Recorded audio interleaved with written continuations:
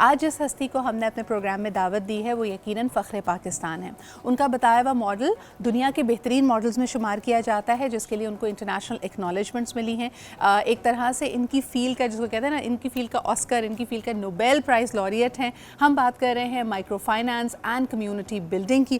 ہمارے ساتھ موجود ہیں ڈاکٹر محمد امجد ثاقب صاحب. آئیے ان سے گفتگو کرتے ہیں اور یقیناً اخوت کی یہ بانی ہے، لیکن اخوت اپنے آپ میں صرف ایک ادارہ یا ایک خیال نہیں رہ گیا. It is a revolution. یہ ایک ایسے انقلابی معاشرے کی بات کرتا ہے جو کہ ریاست مدینہ پہ مبنی ہے، لیکن در حقیقت اس کے جو جو چیزیں ہوں گی، جو کاگز ہوں گی، how do we put them into motion, کس طرح ہم اس معاشرے کی تشکیل کر سکتے ہیں. آئیے امجد صاحب سے جانتے ہیں. السلام علیکم امجد صاحب. جی وعلیکم السلام. Sir it is always a pleasure to talk to you. اور آپ کی اور میری ملاقات ابھی حال ہی میں فلانتھرپی ایوارڈز میں بھی ہوئی تھی. مجھے بتائیے کہ اس وقت جو ملکی صورتحال ہے، معیشت کی صورتحال ہے، ہمیں احساس ہو رہا ہے کہ ہمارے لیے کتنی بڑی بلیسنگ ہے اخوت. مجھے یہ بتائیں کہ آنے والے چند سال آپ کیسے دیکھ رہے ہیں اور آپ کا پرسنلی کن چیزوں کے اوپر فوکس ہے؟ جی پہلے تو میں مشکور ہوں آپ کے ان مہربان الفاظ کا.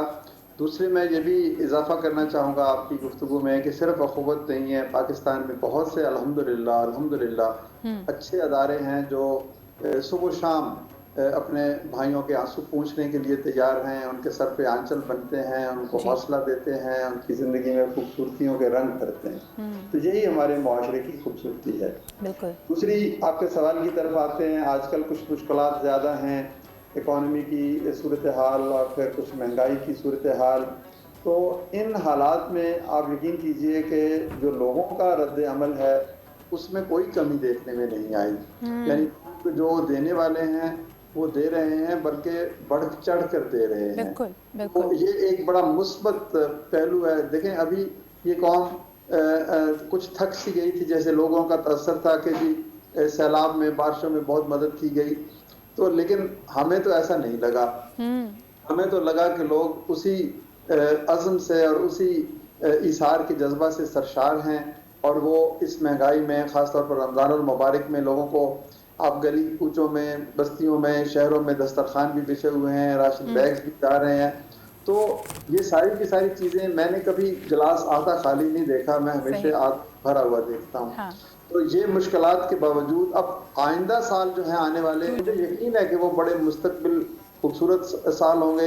ہم نے اور بہت سارے اور اداروں نے ہم نے کہا کہ دیکھیں آپ کو بھی اس کا علم ہوگا کہ 25,000 اگر نوجوان آئی ٹی سے منسلک ہو کر اپنی خدمات سر انجام دیں تو یہ ملک $1 بلین کا زر مبادلہ کما سکتا ہے. بے شک بے شک. اب دیکھیں اتنی بڑی اپورچونٹی ہمارے دروازے پہ دستک دے رہی ہے کہ 25,000 نوجوان جو آئی ٹی میں آ جائیں.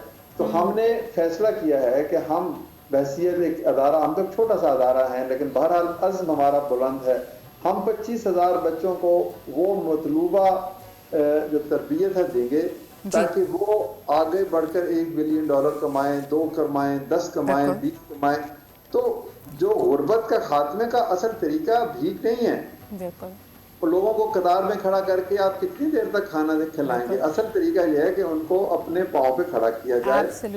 کاروبار کریں، نوجوان کاروبار کریں. دنیا کے جو مطلوبہ میدان ہیں، ہاسپٹیلٹی مینجمنٹ اور آئی ٹی، یہ 2 مستقبل کے فیلڈز ہیں جس میں ہماری معیشت اور پھر ظاہر ہے ہماری لائف سٹاک اور ایگریکلچر، اگر ان 3-4 چیزوں پر ہم فوکس کر لیں بحیثیت معاشرہ بھی اور ریاستی اداروں کے توسط سے بھی اور پرائیویٹ سیکٹر کے توسط سے بھی، تو آپ دیکھیں کہ یہ صورتحال بدلنے میں بہت عرصہ نہیں لگے گا. بالکل صحیح. جتنا پوٹینشیل ہے نا ہمارے ہاں لوگوں کو دینے میں بھی اور پھر جو لینے والے ہیں وہ بھی.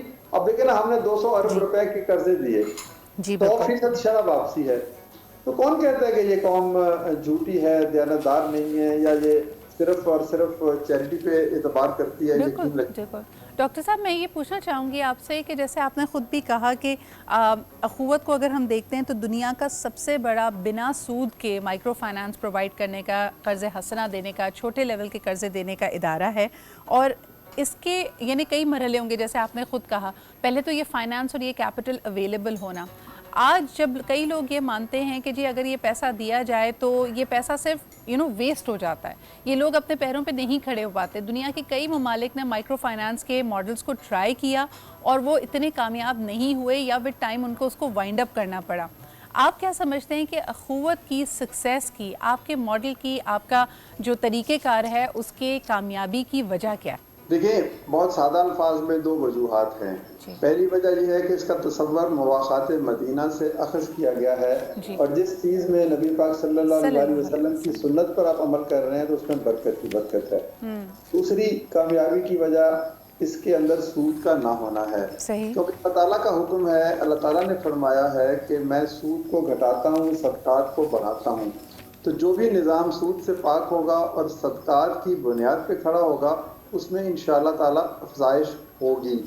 تیسری چیز ہے نیت اور اخلاص. اگر آپ کی نیت اچھی ہے, اخلاص کے ساتھ آپ کام کر رہے ہیں, تو پھر دنیا کی تمام تر جو طاقتیں ہیں, قوتیں ہیں, وہ آپ کی ہم رکاب ہو جاتی ہیں. تو یہ کوئی مشکل کام نہیں, مطلب میں نے کوئی ایسی ریسیپی نہیں بتائی یا میں نے آپ کو ایسی چیز نہیں بتائی جو بہت مشکل ہو. تاریخ, history is testimony to the fact کہ جو بھی کام ہے وہ نیت اور اخلاص سے کیا جائے اور وہ انسانیت کی اعلیٰ ترین اقدار کے عین مطابق ہو, اس میں ایکسپلائٹیشن نہ ہو. اب ہمارے جو 200 ارب روپے کی رقم الحمدللہ میں پورے انکسار کے ساتھ کہتا ہوں, اس کا واپس آنا اس امر کا ثبوت ہے کہ لوگوں نے کام کیا, اس کو غلط استعمال نہیں کیا, کام کر کے پیسے کمائے پھر ہی واپس کیے ہیں نا. اگر وہ اس کو کوئی موبائل خرید لے, کوئی کپڑے خرید لے, کوئی اور چیز خرید لے, تو پھر وہ واپس کیسے کرے گا؟ بالکل صحیح, بالکل صحیح. جہاں پر لوگوں نے درست استعمال کیا وہاں پر صحیح ریکوری ہوتی ہے, اور اس کے لیے بھی ہینڈ ہولڈنگ کی ضرورت ہے. امجد صاحب, جیسے آپ کی میری ایک دفعہ گفتگو ہو رہی تھی, ایسا نہیں کہ لوگ بدنیت ہیں یا انہوں نے پیسہ کوئی اپنی کسی خوشی پہ یا کسی انٹرٹینمنٹ پہ خرچ کر دیا. کئی دفعہ انہوں نے ہو سکتا ہے کسی کاروبار کی یا کسی کام کی شروعات کی ہو, لیکن ہنر کی یا آگہی کی یا نالج کی کمی کی وجہ سے وہ کام نہ کر پائیں. ایک بڑا المیہ اس وقت ہمارے معاشرے کا یہ بھی ہے, اور اس پہ بھی آپ نے ایک دفعہ گفتگو فرمائی تھی اور ہم آف لائن جب بات کرتے ہیں, کہ ہمارے یہاں نوجوان تعلیم اور ہنر سے دور ہوتے جا رہے ہیں. ان کو لگتا ہے کہ پیسہ کمائیں اور جلدی کمائیں, جس کے لیے وہ تجارت کرتے, چھوٹی موٹی ٹریڈز کرتے ہیں, ڈسٹریبیوشن کی طرف چلے جاتے ہیں, یا پھر ایون اگر وہ سوشل میڈیا کی طرف دیکھ رہے ہیں. لیکن ہنر حاصل کرنا, علم حاصل کرنا, اپنے کام میں ایکسلنس اور ایکسپرٹیز حاصل کرنا, اس میں ایسا لگتا ہے کہ ایک طبقہ ہے ہمارے یہاں نوجوانوں کا جو اس سے دور ہوتا چلا جا رہا ہے. امجد صاحب, اس کے لیے آپ کیا کہیں گے؟ جی بالکل, آپ درست فرما رہی ہیں. میں ایک تیسری چیز کا بھی اضافہ کروں گا. سب سے پہلی تو ہے علم. بالکل درست ہے, وہ ہمیں حاصل کرنا چاہیے, کیونکہ جاننے والے اور نہ جاننے والے برابر نہیں ہو سکتے. دوسری چیز ہے ہنر. ہنر ہوگا ہم اچھا الیکٹریشین بنیں گے, اچھا پلمبر بنیں گے, اچھا آرٹیفیشل انٹیلیجنس میں ایکسپرٹیز لیں گے, ڈیولپمنٹ میں, تو یہ ٹیکنالوجی کا ہنر. علم اور ہنر تو لازمن ہے, لیکن تیسری چیز ایک اور بھی ہے جس کو ہم کہتے ہیں ویلیوز, اقدار, سچائی, پروفیشنلزم. یہاں پر ہم نے دیکھا ہے کہ کوئی آدمی اچھی سکل رکھتا ہے, آج وہ ایک مخصوص مشاہرے پہ کام کر رہا ہے, کل کو کوئی اس کو 1000 روپے زیادہ دیتا ہے تو اس کو چھوڑ کے ادھر چلا جاتا ہے.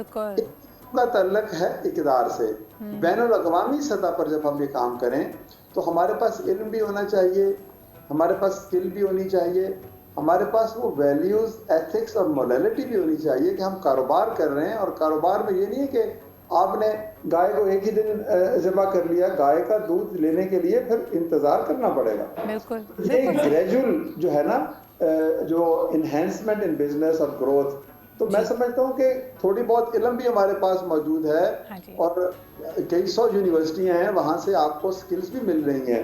لیکن جس چیز کی شاید ہمیں زیادہ ضرورت ہے وہ یہ ہے کہ ہمیں علم کو اور اس سکلز اور ہنر کو بہترین اعلیٰ انسانی اقدار سے منسلک کرنا ہے, جس کو پروفیشنلزم کہتے ہیں. بالکل صحیح کہہ رہے ہیں. اور ڈاکٹر صاحب, تو پھر پاکستان میں کوئی کمی نہیں رہے گی. ایبسلیوٹلی ڈاکٹر صاحب, اور جس طرح ہم کہتے ہیں نا کہ آپ کی جو کاوشیں ہیں وہ صرف اور صرف اس ادارے تک نہیں, بلکہ جو آپ کی افکار ہیں, یہ ویلیوز, یہ سکلز, یہ نالج ہم اپنے ویژنری لیڈرز سے, تھاٹ لیڈرز سے سیکھتے ہیں.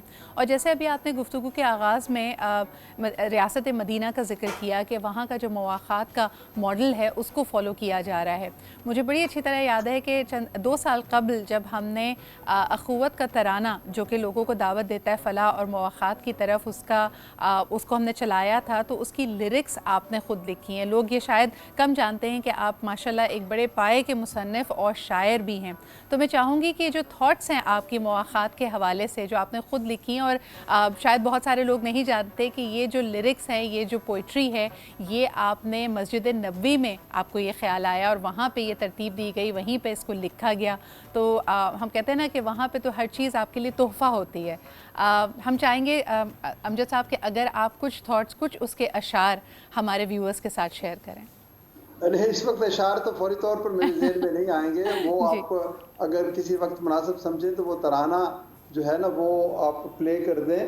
اس ترانے کے اندر جو اصل پیغام مخفی وہ یہی ہے کہ ہم سب جو ہیں وہ مواخات کی ایک عملی تفسیر اگر بن جائیں تو یہ معاشرہ خوبصورت ہو جائے گا. اور مواخات کی عملی تفسیر یہ ہے کہ آدھا پاکستان جو خوشحال ہے وہ اس آدھے پاکستان کو جو خوشحال نہیں ہے اپنا دوست بنا لے. اور پھر نبی پاک صلی اللہ علیہ وآلہ وسلم کی سنت کی اور ان کی ذات بابرکات کی جب چھتری ہمیں ملے گی تو پھر ہم یہ جو جہالت کے اندھیرے ہیں، یہ جو تعصب کے اندھیرے ہیں، یہ جو عدم برداشت ہے، یہ جو تحمل کی کمی ہے اور یہ جو غربت اور افلاس ہے، اس سے نکلنے کا وہ واحد راستہ ہے. تو اس کی ٹیگ لائن یہی ہے کہ ہم مواخات ہیں. بہت اچھی بات. بہت جی. مواخات جو ہے نا، دس is an امبوڈیمنٹ، this is a demonstration کہ اگر ایک شخص جو ہے خوبی کو اپنی ذات کا حصہ بنا لے اور وہ سرتا پا اسی رنگ میں رنگا جائے مواخات کے، تو پھر آپ دیکھیں یہ عجائب گھر کی زینت بن جائیں گی. بالکل. یعنی امجد صاحب یہ کہنا غلط نہیں ہوگا جیسے میزلوز ہائرارکی آف نیڈ میں وہ سیلف ایکچولائزیشن کی بات کرتا ہے، یہ مواخات میں اگر آپ اپنی پرسنالٹی میں، اپنے کردار میں ان کوالٹیز کو سمو لیتے ہیں تو it will be like self actualization. بہت بہت شکریہ ڈاکٹر محمد امجد ثاقب صاحب، فخر پاکستان، بانی اخوت، ہمارے ساتھ موجود تھے. آپ کو یہ بھی بتاتے چلیں کہ رمضان 2023 کی ان کی جو کیمپین ہے وہ اس وقت چل رہی ہے. مختلف طریقوں سے انسانیت کی فلاح اور بہبود کے لیے کام کرتے ہیں. آپ بھی اس کار خیر کا حصہ بن سکتے ہیں. اور جیسے کہ بڑا سمپلیفائی کر کے انہوں نے خود میسج دیا کہ اگر اللہ تعالیٰ نے آپ کو صاحب توفیق بنایا ہے، مخیر افراد کی فہرست میں شامل کیا ہے، تو اس انعام و اکرام میں ان کا بھی حصہ ہے جن کو اللہ تعالیٰ نے آپ کے وسیلے سے دینا ہے. تو اپنے اپنی اس رسپانسبلٹی کو نبھائیے. Come forward, help organizations like اخوت.